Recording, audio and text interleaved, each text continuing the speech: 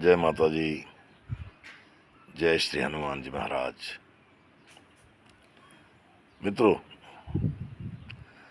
हूँ जूने सांभळेल वातों कोई थोड़े घणे अनुभवेले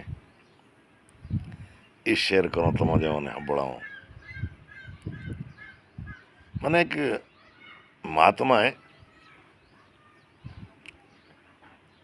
જોગણી ગ્રહ વિશે એક વાત કરી। જેમ બધા ગ્રહ છે એમ એક જોગણી છે। જોગણી એ જોગણી કઈ દિશામાં હોય તો કયો ફળ દે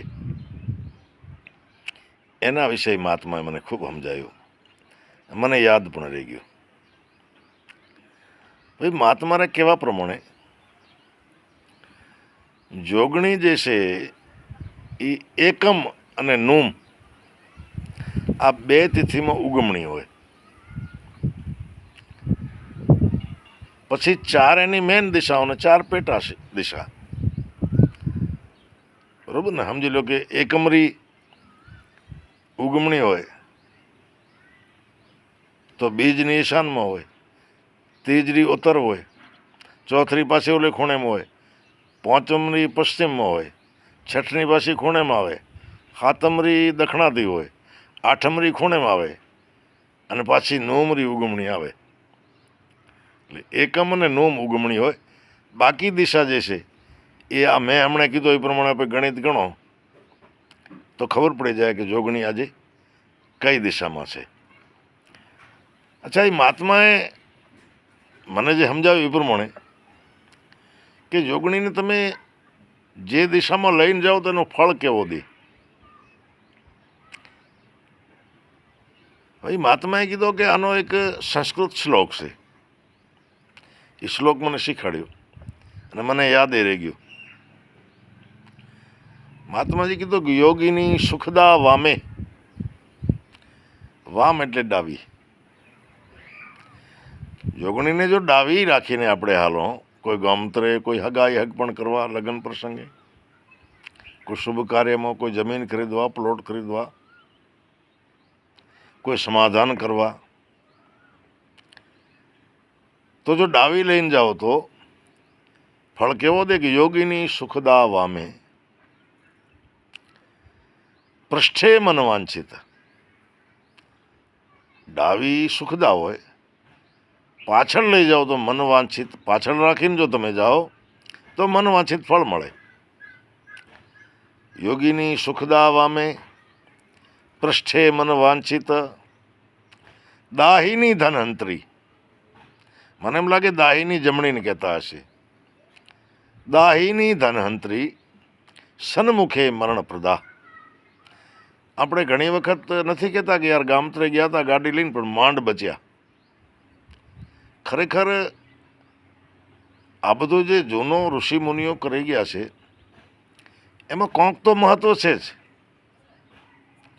હવે એ પ્રમાણે, અને મેં તો ઘણા અખતરાય કર્યા, એના શુભ ફળે મળ્યા, અને અમુકોને યોગણી વિરુદ્ધમાં હોય અને જાતા જોયા પછી પાછા આવે એટલે ભલે આપણે વાત ન કરો પણ મનમાં વિચારો કે આ કેદી ગયો તો કે ચોથો દી અથવા ત્રીજો દી, તો પછી જોઈ લો કે જોગણી કઈ બાજુ હતી, તો કાં સન્મુખ હોય નુકસાનમાં જાય એવી જોઈએ, અને ઘણોને શુભ ફળ આવે એ પાછો જો કે ભાઈ કઈ તિથિરા ગયા હતા અને મનોમન જોઈ લ્યો, એને કહો નહીં પણ વિચારો કે ના બરાબર શુભ ટાઈમમાં ગયા હતા, યોગિણીને જે છે એ શુભ સાઈડમાં રાખીને ગયા, એના શુભ ફળ મળ્યા।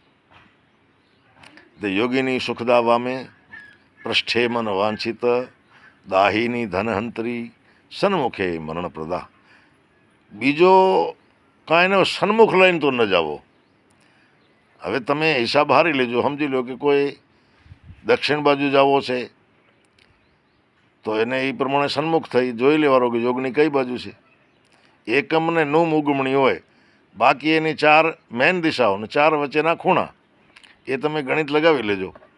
આ હું શીખેલો હતો, મેં કીધું તમને બધાને આ કામ આવે, આમાં કોઈ ખર્ચો છે નહીં ભાઈ, સમજ્યા? અને તમે તમારા છોકરોને, પડોશીઓને એને કહી શકશો કે ખરેખર આ ગ્રહ, અને ગ્રહનો જે પ્રમાણે છે એ કીધો છે મંત્ર સંસ્કૃત શ્લોકમાં એ પ્રમાણે ફળ આપે જ છે.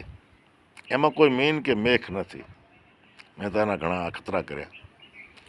એટલે હવેથી આપ કોઈ ગામત્રે જતા હો, કોઈ શુભ કામે જતા હોય, કોઈ હગ પણ હોતરે જતા હો, તો યોગની જોઈ લેવાની.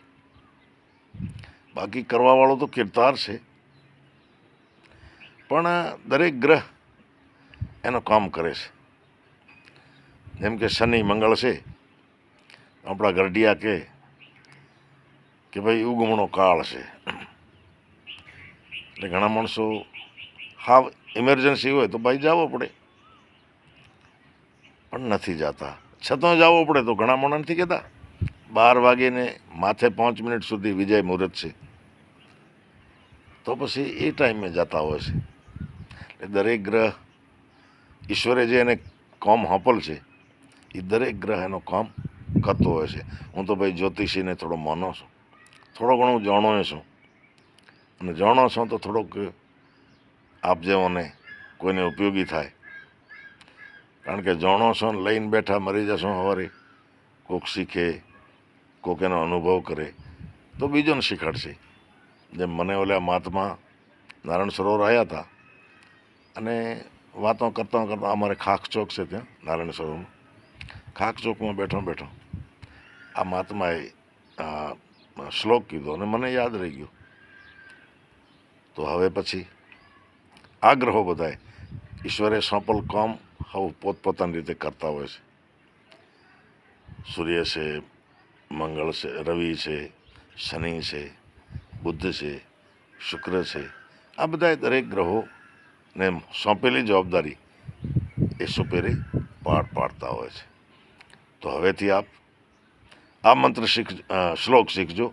યોગીની સુખદા વામે પૃષ્ઠે મનવાંછિત, દાહિની ધનહંતરી સન્મુખે મરણ પ્રદા. તો કોઈ પણ કાર્ય કરવા જતા હોઈએ ત્યારે યોગણી જોઈ લઈએ. બીજું કાંઈ ના હોય તો સન્મુખ લઈને તો ન જ જવાય. તો આજનો આ જોગણી વિશેનો આ શ્લોક આપને કેવો લાગ્યો કમેન્ટ કરજો, શેર કરજો. આપણી ચેનલને સબસ્ક્રાઈબ કર્યા ખૂબ ખૂબ આપ સૌનો આભાર.